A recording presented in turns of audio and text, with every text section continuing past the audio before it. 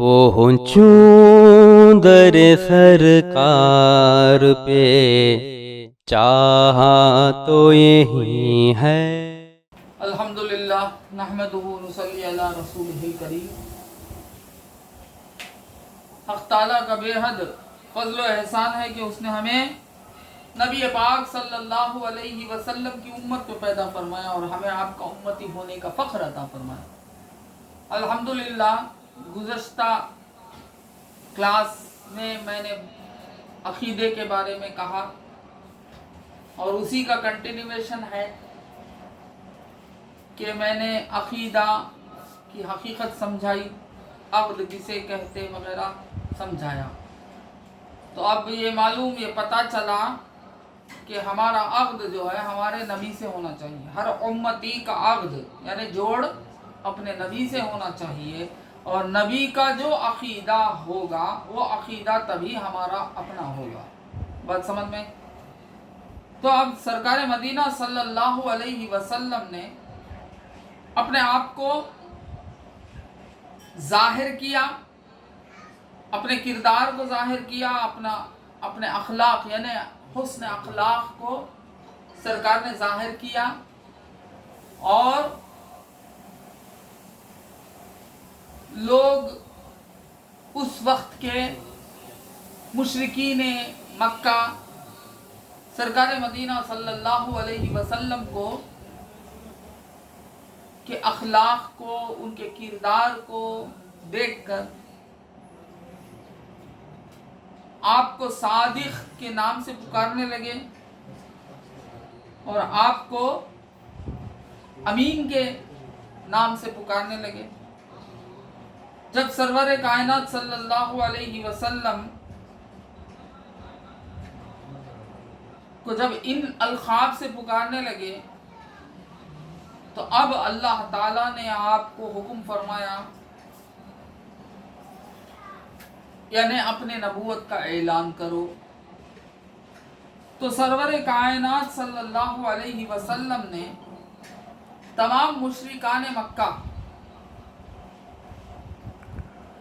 کو دعوت دی اور آپ کو بلایا، ان تمام کو بلایا فاران کی چوٹی پر۔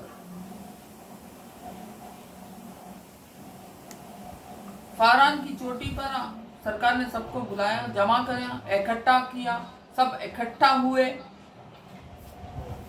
اور وہاں سرکار مدینہ صلی اللہ علیہ وسلم نے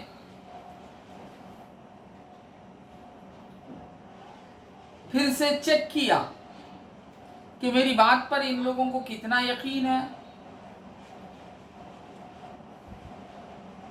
تو کہا کہ اگر میں یہ کہوں کہ اس چوٹی کے پیچھے جو تم کو نظر نہیں آ رہا ہے اس کے پیچھے ایک فوج جمی ہوئی ہے جو تم کو اچانک حملہ کر دے گی، تو کیا یہ میری بات مانتے ہو؟ تو سب نے کہا کہ تم تو صادق ہیں، سچے ہو، کہو ہم ماننے کے لیے تیار ہیں۔ تب سرکار دو عالم صلی اللہ علیہ وسلم نے فرمایا اگر ایسا ہے تو میری بات کو یقین کرتے ہو میری بات پر، تو چلو میں آج ایک حقیقت کو آگاہ کرنا چاہتا ہوں، حقیقت سنانا چاہتا ہوں کہ تم لوگ بتوں کی جو پوجا کر رہے ہیں اور ایک ایک دن ایک ایک بت لے کر پوجا کر رہے ہیں، کئی خداؤں کو پوجا کر رہے ہیں، کئی خداؤں کی عبادت کر رہے ہیں، یہ سب خدا باطل ہیں، حقیقت میں ایک خدا ہے۔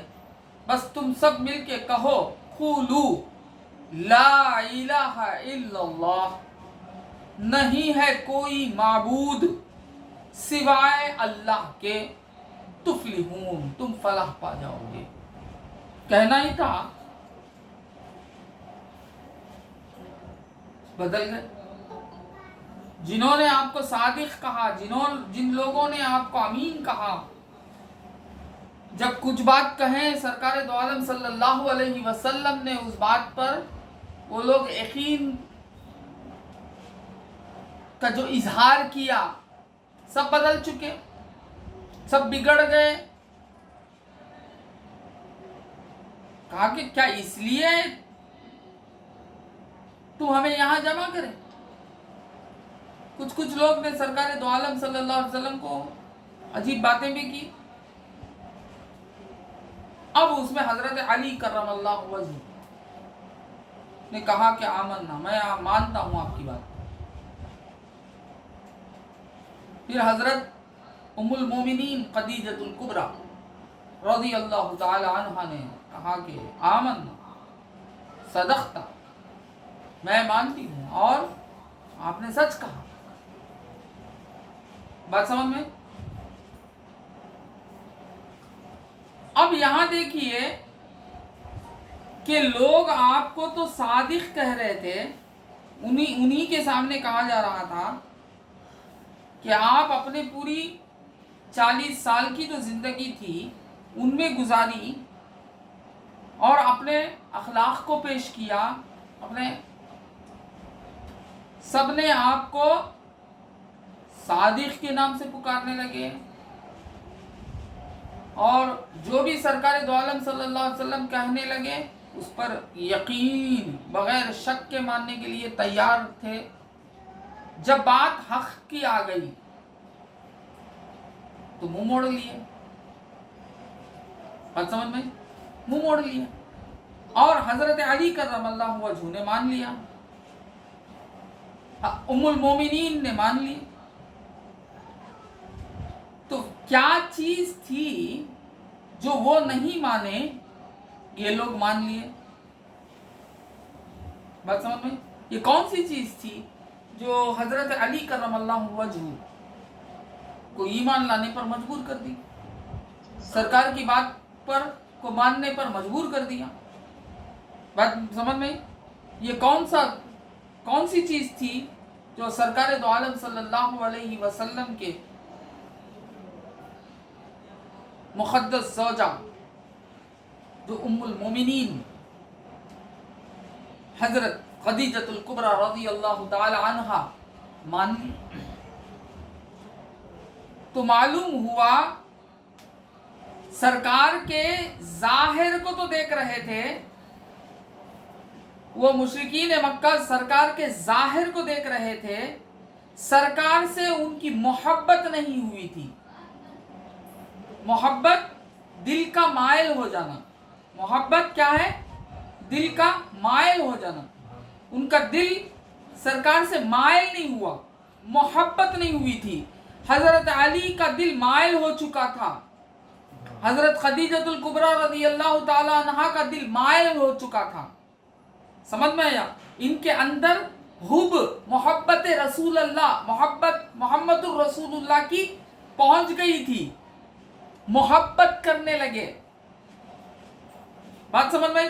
یہ محبت جو ہے سرکار کی اس بات کو ماننے پر ان کو مجبور کر دی اور وہ حق الیقین کے حد تک پہنچ گئے. محمد الرسول اللہ کی محبت نے کیا کیا؟ ایسے غیب کو سرکار نے پیش کیا، اس سے بڑا غیب ہے ہی نہیں. ذات خدا، اللہ کی ذات، اس سے بڑا غیب ہے ہی نہیں. اور اللہ کی ذات کو بتا رہے ہیں ایک اکیلا. وہ لوگ تو یہ کہہ رہے ہیں کہ 360 پر 5 دن، 360 پر 5 خداؤں کو ماننے کے باوجود بھی ہماری حاجتیں پوری نہیں ہو رہی. آپ کہہ رہے ہیں کہ ایک کو مانو، سب کو چھوڑ دو. جو ہمارے آبا و اجداد جو کام کرتے چلے ہیں ان تمام کو چھوڑ دو، ختم کر دو اور سب کو ایک کر دو. بات سمجھ میں؟ جتنے بھی معبود بنے ہوئے ہیں باطل، ان تمام کو باطل جانو، ان کو تمام کو ختم کر دو اور ایک کو ماننے لگو. اور وہ ایسا ایک جو نظر نہیں آ رہا ہے، وہ ایسا ایک جو دکھتا نہیں. بات سمجھ گئی؟ تو اب تو بات محبت کی اٹکی.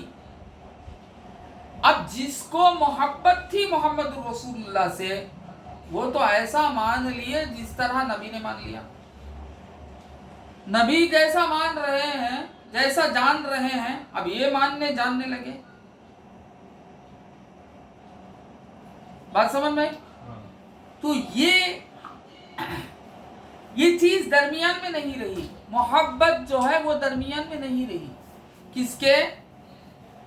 یہ جو مشرکین مکہ کے اور محمد رسول اللہ کے درمیان میں صرف ظاہر رہا، ظاہر کو دیکھ رہے تھے. حضور کی ظاہری زندگی کو دیکھ رہے تھے. حضور سے ان کا دل مائل نہیں ہوا تھا، دل سے دل ملا نہیں تھا. سرکار دو عالم صلی اللہ علیہ وسلم سے محبت نہیں ہوئی تھی. سرکار کو پسند کرتے تھے. آپ کی اخلاق کی وجہ سے، آپ کے رویے کی وجہ سے، آپ سے جو رحمت نکل رہی تھی ان کرنوں کی وجہ سے، آپ میں جو انکساری تھی ان انکساری کی وجہ سے، بات سمجھ میں آئی؟ آپ میں جو حق گوئی تھی اس حق گوئی کی وجہ سے،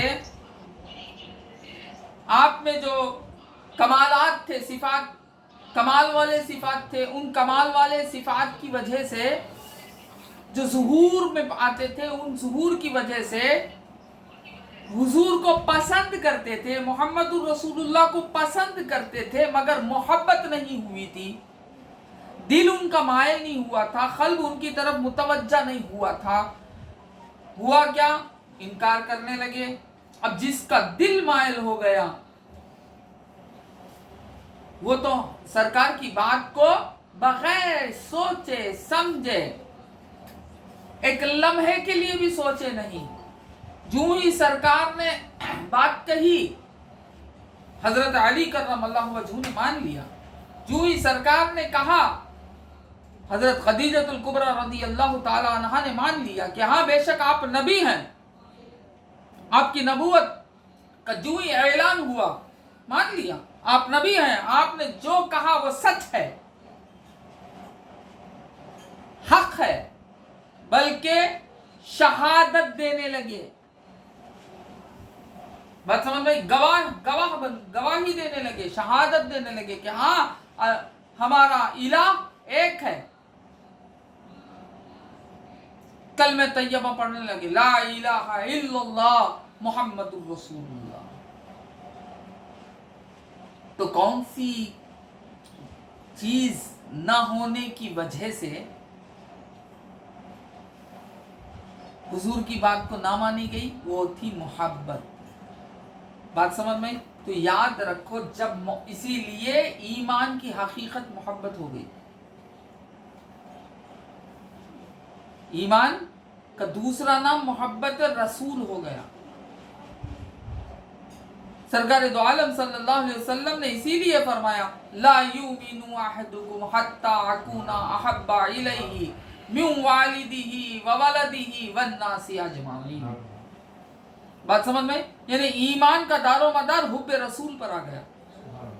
کیونکہ جب تک تمہارا دل مائل نہیں ہوگا، رسول کی طرف نہیں لوٹے گا، رسول سے تمہارا دل مائل نہیں ہوگا، محبت نہیں پیدا ہوگی رسول سے، رسول کی بات کو کس طرح آپ تسلیم کرو گے؟ بات سمجھ میں؟ بلکہ رسول کی باتوں کو اب ان سے دلائل پوچھنے لگو گے.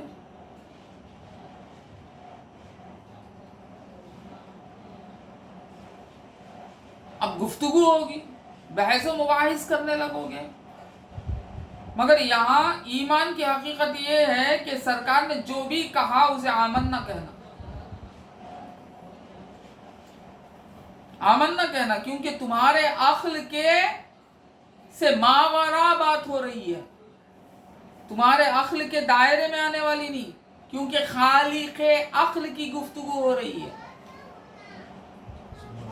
تمہارے عقل کو جس نے پیدا کیا اس خالق کی گفتگو ہو رہی ہے، اس خالق کی حقیقت بیان کی جا رہی ہے. ساری کائنات کو جس نے پیدا کیا اس کی گفتگو ہو رہی ہے، اسے منوایا جا رہا ہے. بات سمجھ میں؟ جو حقیقی الہ ہے उस हकीकी इलाह की बात हो रही है, और वो हकीकी इलाह का ये आलम है कि वो तुम्हारे अक्ल के दायरे में आने वाला नहीं, वो तुम्हारी नजरों के इदराक में आने वाला नहीं। बात समझ में आई? वो तुम्हारी समझ में आने वाला नहीं। जो समझ में आ गया वो खुदा क्यों कर हुआ। ना अल्लाह ताला की जात कुन है जात समझ सकते हो, नहीं समझ सकते हो। बात समझ में?